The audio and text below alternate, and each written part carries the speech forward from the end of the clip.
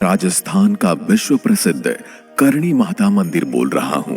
मैं वही मंदिर हूं जहां के रहस्य आज भी विज्ञान जगत के लिए सिरदर्द बना हुआ है। आपको जानकर आश्चर्य होगा कि मेरे यहाँ 25,000 से भी ज्यादा चूहे हैं और इन्हीं चूहों के झूठे प्रसाद को भक्तों के बीच में वितरित किया जाता है। मैं वीरों की उस धरती पर मौजूद हूं जहां पर खून सस्ता है और पानी महंगा है। मैं वही मंदिर हूं जहां के चमत्कार से हर कोई हैरान है। मैं वही मंदिर हूं जिसके आसपास 1971 की लड़ाई में पाकिस्तान द्वारा लगभग 3,000 से ज्यादा बम गिराए गए थे, लेकिन मेरे यहाँ विराजमान करणी माता के चमत्कार से एक भी बम नहीं फूटा। मेरे यहाँ चूहों का झूठा प्रसाद लोगों को खिलाया जाता है, फिर ही उनको क्यों कुछ नहीं हो जाता। मैं बताऊंगा क्यों लोग दूर दूर से आकर यहाँ दिमाग के चमत्कार के आगे दंडवत हो जाते हैं, क्यों मेरे यहाँ इतने चूहे पाए जाते हैं, इसके पीछे का क्या रहस्य है। करणी माता का और इन चूहों का आपस में क्या संबंध है और ये इतने चूहे कहां से आए। आज मैं आपके सामने इस वीडियो के माध्यम से इन सभी रहस्यों से पर्दा उठाऊंगा। मैं राजस्थान की उस धरती पर विद्यमान हूं जहां एक और भारतीय संस्कृति की झलक देखने को मिलती है, तो वहीं इसकी हवा में शौर्य और बलिदान की महक है। वहीं दूसरी ओर यहाँ की आस्था लोगों को एक दूसरे के साथ जोड़े रखती है। यही कारण है कि यहाँ के बीकानेर से 30 किलोमीटर दूर देशनोक में स्थित हूँ। आप जैसे ही देशनोक में प्रवेश करेंगे आपको मेरी भव्यता का पता चल जाएगा। आपको दूर से मेरे ऊपर लहराता माता रानी का ध्वज नजर आ जाएगा। साथ ही मंदिर की शोभा बढ़ाता हुआ त्रिशूल भी दूर से ही दिखाई पड़ता है। मैं अपने आप में कई रहस्यों को समेटे हुए हूँ। करणी माता का नाम लेते ही आपके सामने चूहों से भरे मंदिर का अक्ष उभर कर आता है। मेरे से जुड़े सभी रहस्य को समझने के लिए आपको सिर्फ एक काम करना है कि इस वीडियो को अंत तक बने रहना है। आप जैसे ही मेरे प्रवेश द्वार से आगे बढ़ोगे आपको पूजा सामग्री और प्रसाद से सजी धजी दुकानें देखने को मिल जाएंगी। इतनी दुकानों को देखकर आपको आश्चर्य होगा कि मंदिर परिसर में हजारों चूहे होने के बावजूद भी कभी इन दुकानों को कोई नुकसान नहीं पहुंचाते। आपको चूहे को लेकर यहाँ के लोगों में एक अजीब आकर्षण दिखाई देगा जो आपको देश के किसी कोने में नहीं मिलेगा। हजारों पकवानों और प्रसाद से करणी माता और चूहों को भोग लगाया जाता है। हैरानी की बात यह है कि इन चूहों के चखे प्रसाद को सभी को खिलाया जाता है और आज तक इस प्रसाद से कोई बीमारी नहीं फैली और न ही कोई प्रसाद से बीमार हुआ है। आपको सबसे बड़ी हैरानी इस बात की होगी कि यहाँ सभी चूहे लगभग एक आकार के ही पाए जाते हैं। आपको मेरे परिसर में हर जगह श्रद्धालुओं के द्वारा बांधे गए श्रद्धा के धागे देखने को मिल जाएंगे। करणी मां को देवी दुर्गा का ही रूप माना जाता है। इस वजह से देश भर से लोग मां के दर्शन करने चले आते हैं। आपको मेरे प्रवेश द्वार से कतारबद्ध होकर अंदर प्रवेश करना होगा। आप जैसे ही अंदर प्रवेश करोगे आपको बहुत ही भव्य और दिव्य मंदिर के दर्शन होंगे। मेरे दोनों तरफ देवी दुर्गा के वाहन सिंह विराजमान है। इनको देखने पर आपको लगेगा कि दोनों ही शेरों की अलग अलग भाव भंगिमाएं हैं। आप देखोगे कि एक शेर घोर निद्रा में है तो दूसरा जागा हुआ है। मेरा मुख्य द्वार चांदी से बहुत ही भव्य बना हुआ है। इसमें गजब की नक्काशी की गई है। आप देखोगे इस पर हाथी, शेर और करणी मां की तस्वीर को बहुत ही बारीकी से उकेरा गया है। सन 1971 में भारत पाकिस्तान की लड़ाई के दौरान बीकानेर और मेरे आसपास करीब 3,000 बम गिरे। पाकिस्तान ने यहाँ पर तांडव मचाने की हर एक चाल चली, लेकिन मां करणी की कृपा थी कि यहाँ पर एक भी बम नहीं फटा। देवी मां के चमत्कार की यहाँ अनगिनत कहानियां हैं। आप जैसे ही द्वार से अंदर प्रवेश करोगे आपको जगह जगह चूहे दिखाई देंगे। कुछ दाना खाते हुए दिखाई देते हैं तो कुछ चांदी की थाल में दूध पीते हुए नजर आएंगे। मेरे यहाँ हर घड़ी सैकड़ों चूहे इधर उधर भागते मिल जाते हैं। इसलिए आपको मेरे यहाँ देवी के दर्शन करने के लिए आते समय मेरे परिसर में हर कदम बहुत संभल संभल कर रखना होगा। इन चूहों को काबा नाम से जाना जाता है। इस नामकरण के पीछे का कारण है उससे पहले आपको करणी माता के बारे में जान लेना चाहिए। माता का जन्म 20 सितंबर 1387 को होना इतिहास के पन्नों में दर्ज हुआ मिलता है। करणी देवी के पिता का नाम मेहाजी तथा माता का नाम देवल देवी था। माता का जन्म स्थान जोधपुर में स्थित सुआप गांव में हुआ था। करणी माता के पिता महाजी कीनिया शाखा के चारण थे। मेहा मंगलिया द्वारा स्वाप गांव उदक में मिला था, जो कि जोधपुर जिले की फलोदी क्षेत्र में है। इसी गांव में लोक देवी करणी माता का जन्म हुआ था। माता के जन्म की कहानी बहुत ही विचित्र और रोचक है। मेहाजी और देवल देवी के कोई पुत्र नहीं था, केवल 5 पुत्रियां ही थी। मेहाजी को कोई पुत्र नहीं होने की वजह से हमेशा चिंतित रहते थे। इसी चिंतित अवस्था में उग्र होकर उन्होंने हिंगलाज माता जाने की सोची, जो कि पाकिस्तान के बलूचिस्तान क्षेत्र में है। मेहाजी ने माता हिंगलाज की यात्रा प्रारंभ कर दी। माता हिंगलाज उनकी भक्ति से प्रसन्न होकर इन्हें दर्शन देती है। तभी मेहाजी ने वरदान स्वरूप अपना सम्मान मांगा। हिंगलाज माता तथास्तु कहकर अंतर ध्यान हो गई। कुछ दिनों के बाद देवल देवी को गर्भ हुआ। जैसे ही गर्भ प्रसूति के निकट पहुंची तो मेहाजी ने मोड़ी मुलाणी और आख्या इदानी नामक दाई को देवल देवी की देखरेख में लगा दिया। प्रसूति का समय निकल गया, अर्थात 10 महीने, 12 महीने, 15 महीने और 18 महीने बीत जाने के बाद भी प्रसव नहीं हुआ। तो आख्यादारी ने सोचा, पता नहीं कब यह बच्चा जन्म लेगा। मेहा ज्यादा दिन नहीं रुक सकती और वह चली गई। तो मोड़ी मुलाणी नामक दाई ने ही देवल देवी की आगे देखरेख जारी रखी। एक दिन सपने में देवल देवी को माता दुर्गा ने साक्षात दर्शन दिए और कहा, बेटी तुम सब्र रखो, मैं जल्द ही तुम्हारी कोख से जन्म लूंगी।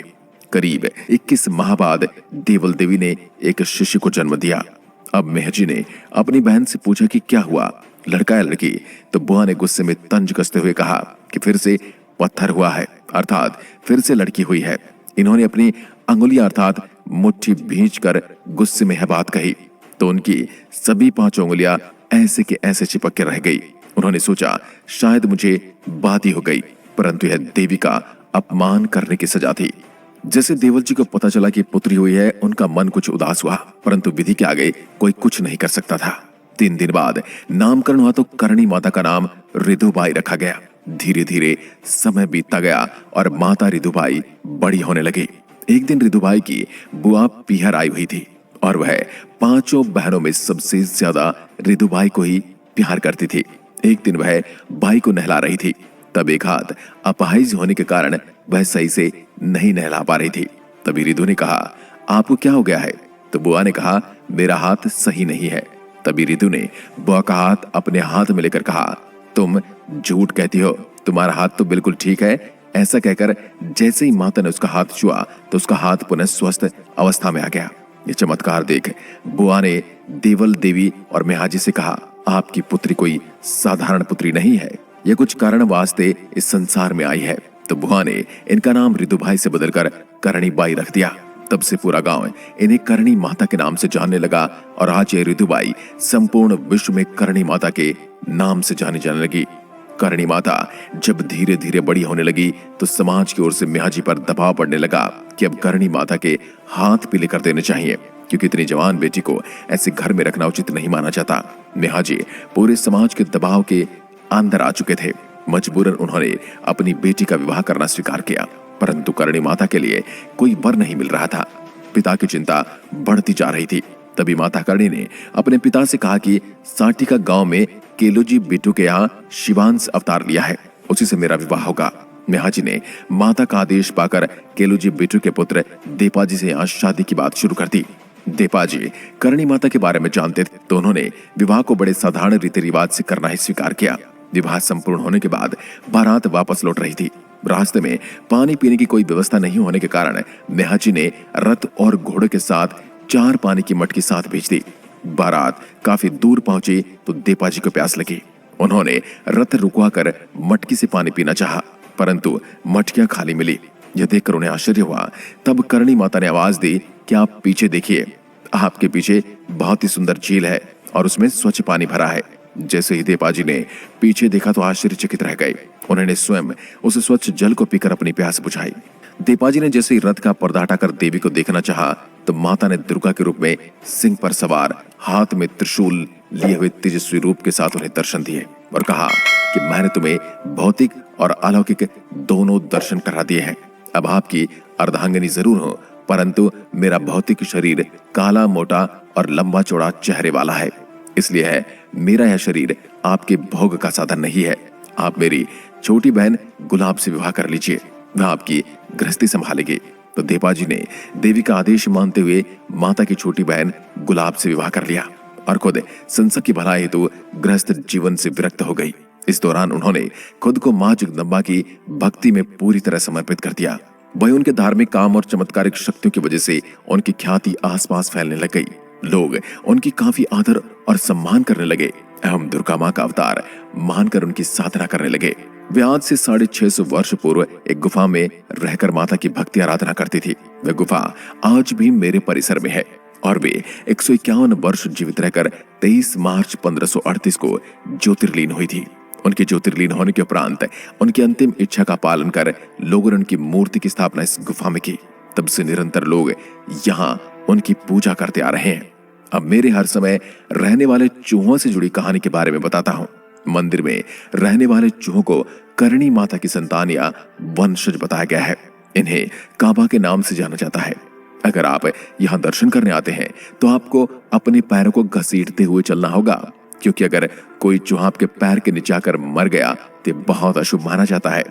किसी चूहे के मरने पर उसकी जगह चांदी का चूहा बनाकर रखा जाता है। यहाँ पर सफेद चूहों का दर्शन होना बहुत ही शुभ माना जाता है। ऐसा माना जाता है कि सफेद चूहे माता के पुत्र हैं। इनसे जुड़ी कथा के अनुसार एक बार करणी माता का सौतेला बेटा लक्ष्मण, जो कि उनकी पति जी कोप जी चारण और उनकी छोटी बहन गुलाब का पुत्र था, यह कोलायत में बने हुए एक सरोवर में पानी पीने की कोशिश के दौरान डूब गया और उसकी तुरंत मृत्यु हो गई।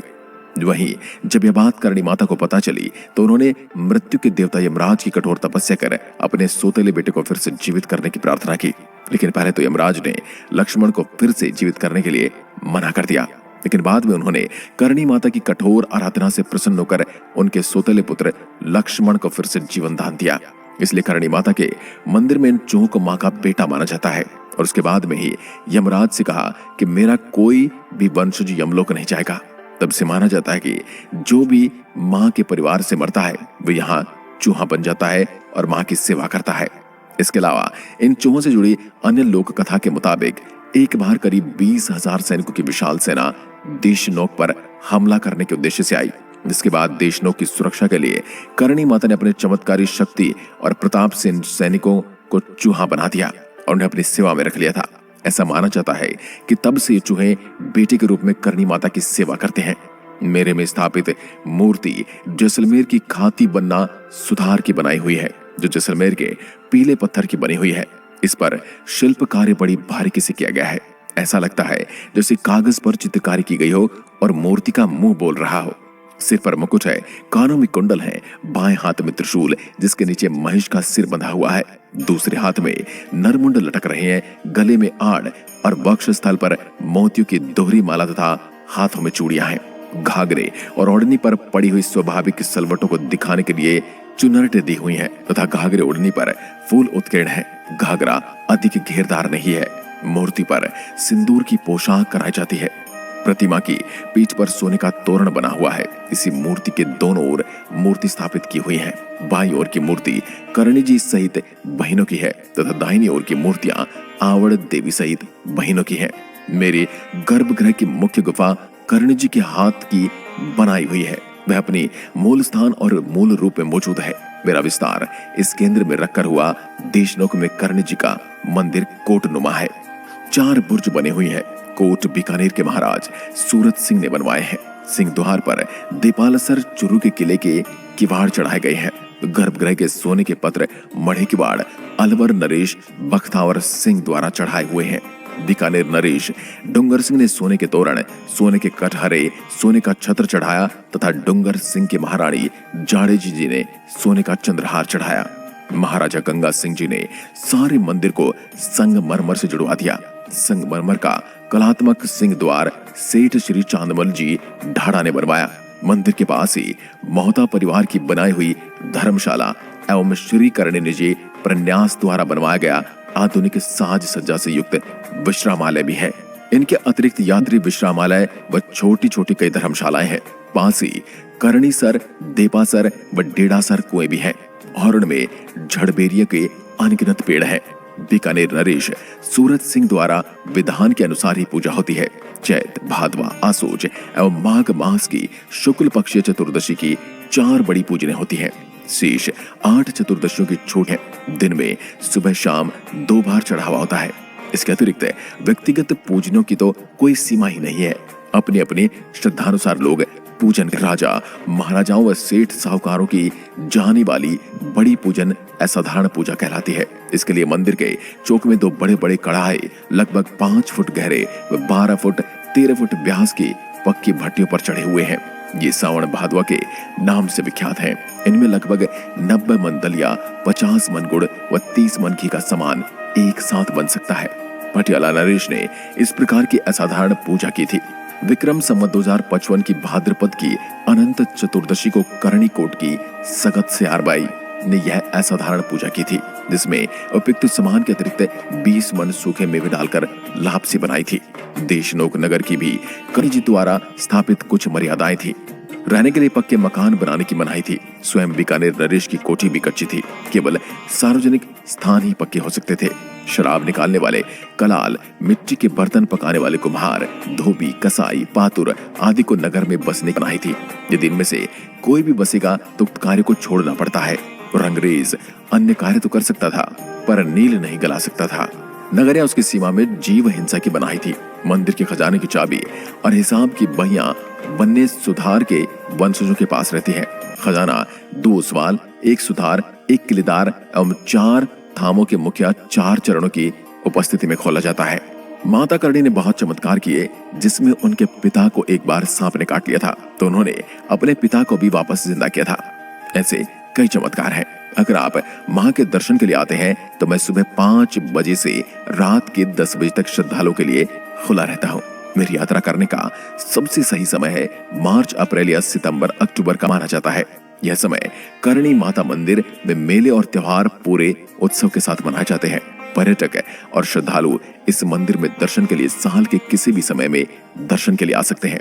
माता करणी मंदिर के दर्शन और घूमने के लिए कोई फीस या एंट्री नहीं लगती। मेरे यहाँ आने के लिए आप फ्लाइट, ट्रेन और बस के माध्यम से आ सकते हैं। करणी माता मंदिर यात्रा करने के लिए आपने यदि हवाई मार्ग का चुनाव किया है तो आपको बता दें, मेरा नजदीकी हवाई एयरपोर्ट जोधपुर में स्थित है। जोधपुर का हवाई अड्डा मेरे से करीबन 220 किलोमीटर की दूरी पर स्थित है। यह हवाई अड्डा देश के सबसे बड़े और सभी हवाई अड्डों से जुड़ा हुआ है।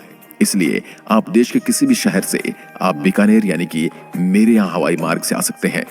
और जोधपुर से आप करणी माता मंदिर जाने के लिए आप टैक्सी या कैब या बस का इस्तेमाल करके आसानी से पहुंच सकते हैं।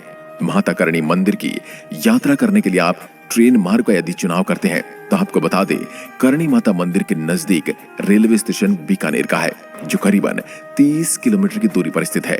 यह रेलवे स्टेशन से देश के बड़े बड़े शहरों को जोड़ता है, जैसे ही दिल्ली, कोलकाता, आगरा, जयपुर, इलाहाबाद, अहमदाबाद जैसे देश के अन्य शहरों से भी ये अच्छी तरह से जुड़ा हुआ है। आप इस तरह से ट्रेन मार्ग से करणी माता मंदिर तक पहुंच सकते हैं। और अगर आपने करणी माता मंदिर की यात्रा के लिए सड़क मार्ग का चुनाव किया है तो आपको बता दें कि बीकानेर शहर देश के अन्य बड़े शहरों से अच्छी तरह से जुड़ा हुआ है, जिसका इस्तेमाल से करणी माता मंदिर तक सड़क मार्ग के माध्यम से पहुंचा जा सकता है। आप करणी माता मंदिर बस के माध्यम से या फिर प्राइवेट वाहन और टैक्सी के माध्यम से भी जा सकते हैं। तो दोस्तों, ये थी करणी माता मंदिर